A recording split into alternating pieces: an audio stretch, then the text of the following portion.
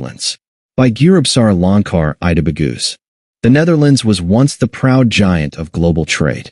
In the 17th and 18th centuries, the Republic of the Seven United Netherlands stood at the pinnacle of economic power. Its cities thrived with commerce and wealth. Ships of the Dutch East India Company, founded in 1602, sailed the world's oceans to bring pepper, nutmeg, silk, and tea to Amsterdam. It was an era in which the Netherlands imposed its own laws and regulations across Asia, where other nations looked to it for loans, and where the sheen of prosperity was visible everywhere. Yet behind this splendor lay a harsh reality. The Dutch West India Company transported hundreds of thousands of Africans in chains to the New World, forced into slavery on plantations in Suriname, Brazil, and the Caribbean. The wealth generated from sugar, coffee, and tobacco contributed directly to Dutch prosperity. By around 1770, more than 5% of the Dutch GDP depended on slavery-related trade. In Holland itself, this figure sometimes exceeded 10%. It was a wealth built on human suffering, yet it also brought unprecedented power and influence. Amsterdam transformed into the financial heart of Europe, a city where capital concentrated on an unparalleled scale, and gold reserves not only stabilized the economy, but reinforced it. Loans to other states were not merely common. They were almost taken for granted. The Netherlands positioned itself as a linchpin in international trade and politics. This economic supremacy laid the foundation for a global influence that would resonate for generations, shaping culture, diplomacy, and geopolitical strategy alike. Yet the era of the VOC came to an end. By the late 18th century, trade in Asia came under pressure from wars and increasing competition, weakening the Netherlands' position. In 1798, the VOC was formally dissolved. Slavery, long the driving force behind the economy, was formally abolished in 1863. True freedom for those enslaved, however, came only 10 years later, in 1873. Nearly 3 centuries after the country had systematically profited from their labor and suffering.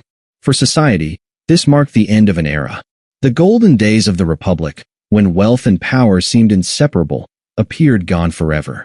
The process of emancipation demonstrated that political decisions alone were insufficient. True freedom requires time, structural change, and societal acknowledgement of centuries of injustice. This period not only marks a historical turning point, but also exposes the deep scars that colonial economics and slavery left on generations to follow. Today, the Netherlands seems to shine once more, but the brilliance is deceptive. Its economy no longer ranks among Europe's largest, nor does the country play a leading role in trade and services. Beneath the surface of apparent success lie enormous debts, rising public burdens, and structural challenges that threaten the future. An aging population, stagnating productivity, and soaring costs for healthcare and pensions weigh heavily on the nation's foundations. It is a fragile balance, wealth that glimmers on the surface, while society struggles to maintain the very underpinnings of its prosperity. The Netherlands can no longer be considered the undisputed richest nation. The country that once lent to other states and held gold reserves surpassing many of its neighbors now struggles with deeply rooted internal vulnerabilities. Policy falls short, social spending, migration management, and international obligations are not balanced with the real needs of its own people. While the elite fixates on prestige and moral politics, the foundation of society is slowly, inexorably undermined. This vulnerability is by no means a future concern. It is already visible in rising income inequality, immense pressure on healthcare and pensions, and political divisions that block effective decision-making. The people are squeezed by a tax system and a government that confuses greed with progress. As the rich grow poorer and the poor even more so, the Netherlands clings to an illusion of power and wealth, while structural challenges only multiply. The lesson is unmistakable. A nation can be truly prosperous only when wealth, policy, and societal resilience are in balance. Without this equilibrium, the luster of the past risks fading, and the country faces the harsh consequences of years of delay and misplaced priorities. Modern challenges continue to mount. Aging takes its toll. The workforce barely grows. Productivity stagnates. Asylum and migration policies strain social systems more than they contribute. The Netherlands remains rich in absolute terms, yet relatively vulnerable. The old glory of the Golden Age, the wealth derived from colonial trade and slavery, has not evolved into a future-proof economy. The Netherlands continues to glimmer on the surface through meddling, provision of auxiliary services, and arms supplies to other belligerent, self-righteous nations. Yet the era of unquestioned dominance is over. The country has been downgraded from a global player to a mere runner, dragged into conflicts that undermine its power and reputation, while its own structural problems remain unaddressed. The treasures of old are scarcely present. Gold reserves have dwindled, financial networks are no longer formidable, and historical power proves fragile. The clock is ticking. Without vision, without the courage to address deeply rooted internal problems, and without regard for its own people, the Netherlands stands at a critical juncture. The question is no longer how rich the country once was, but whether it can preserve the limited wealth that remains. Its long-term survival depends on choices made today, decisions that either restore balance between international ambition and national responsibility or further destabilize its fragile foundations. The Netherlands stands at a point where the past offers no guarantees. Only decisiveness, realism, and an honest recognition of its own vulnerabilities can secure the future. The story of the Netherlands is one of immense heights and deep risks. A nation that once commanded the world's oceans, amassed wealth through trade and colonial power, and exerted influence that spanned generations.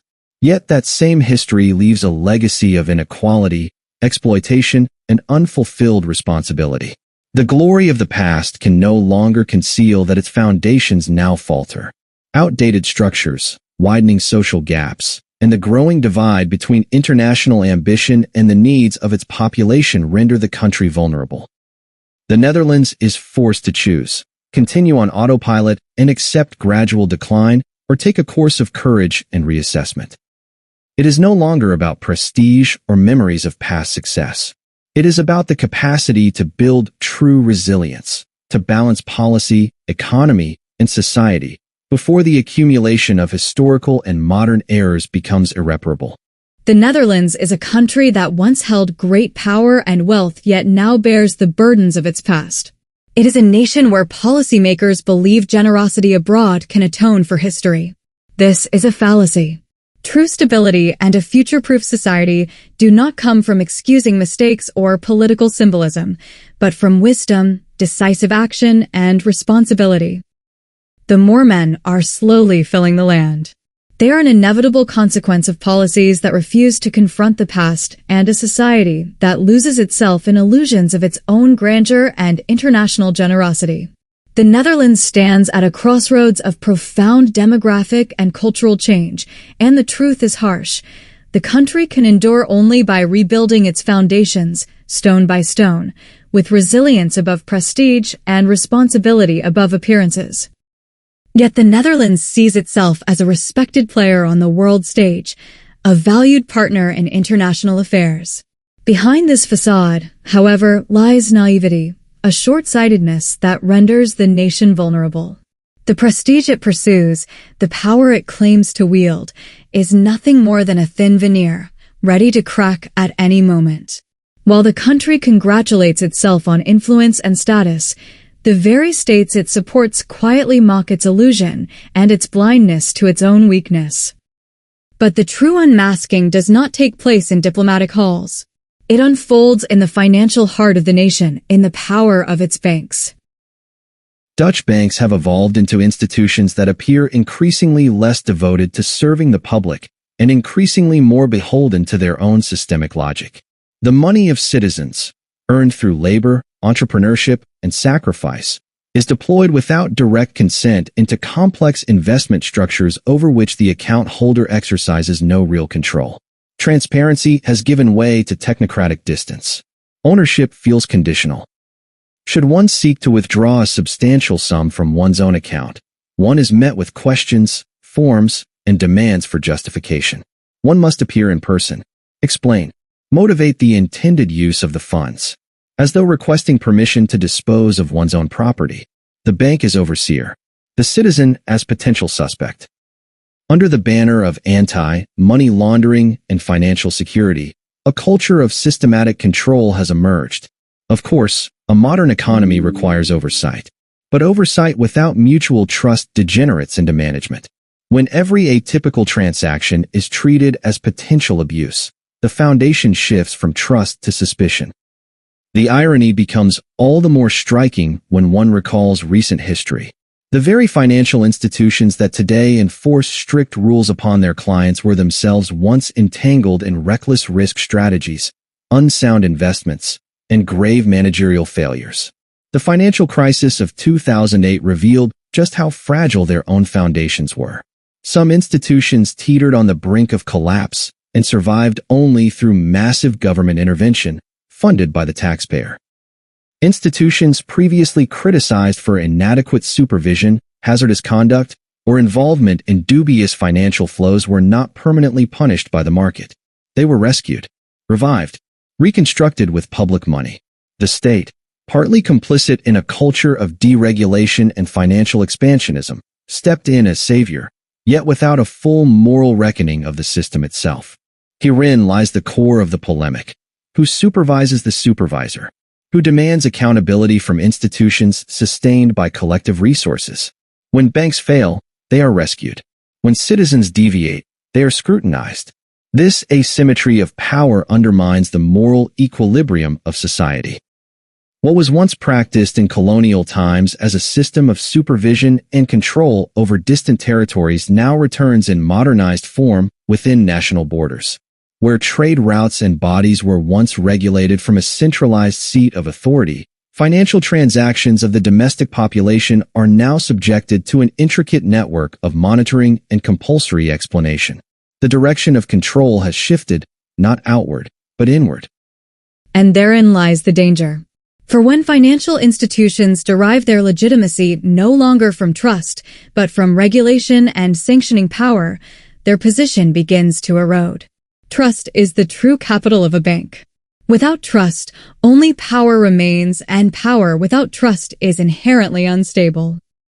If this development continues, it may well mark the beginning of the end of the traditional dominance of Dutch banking, not through external competition alone, but through an internal erosion of legitimacy. Citizens who feel disrespected will seek alternatives. Capital seeks freedom. And thus the lesson returns to its origin. Power without moral foundation is fragile. Wealth without trust is temporary. Control without reciprocity ultimately sows the seeds of its own undoing. The conclusion is unmistakable. Power and wealth mean nothing without solid foundations. And in the Netherlands today, those foundations are in urgent short supply. Thank you for listening.